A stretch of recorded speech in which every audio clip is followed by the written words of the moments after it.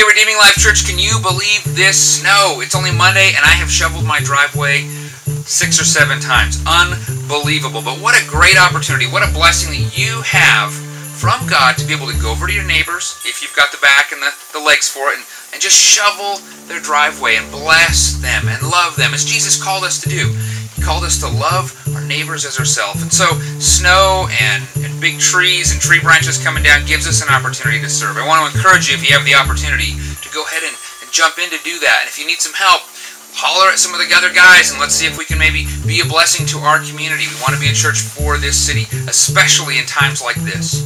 And if you can, I want to encourage you to be talking about Jesus, the King of Kings. I mean, this is the time when people put, even if they don't profess faith in Him, even if they don't let Jesus call the shots in their life, chances are they have a little nativity scene, a little baby Jesus in it. Chances are they're thinking about Jesus this time of year. Chances are they might be watching movies like the Nativity or who knows what. And there's a pretty good chance that they might be just a little bit more open, your friends, your coworkers, your neighbors, your family, to hear about this Jesus that is so central this time of year in our holiday season. So I want to encourage you, find opportunities, pray for opportunities, invite people to church, share the gospel, find any opportunity you can to make Jesus famous.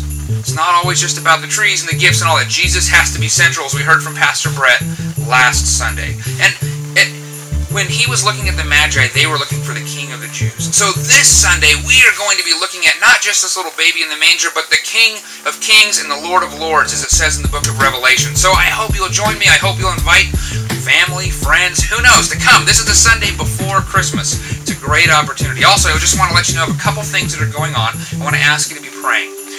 We need to be praying that Sundays are not big, heavy snow days, because that is going to be very difficult to load up the trailer and pack everything into the community center and do all of that if we have this kind of snow on a Sunday. So just be praying that God would show us favor. Be praying for a building. Be praying for space. Be praying for the resources for that space. It's very critical that we do that. And also, we are working on some details to shift some leadership around a little bit, to maybe move some folks into where they're best gifted. So as we're looking at doing that, we just ask that you be praying for us. You keep our church and our wisdom in your prayer life every day if you can, please. And then also we're looking for a children's minister.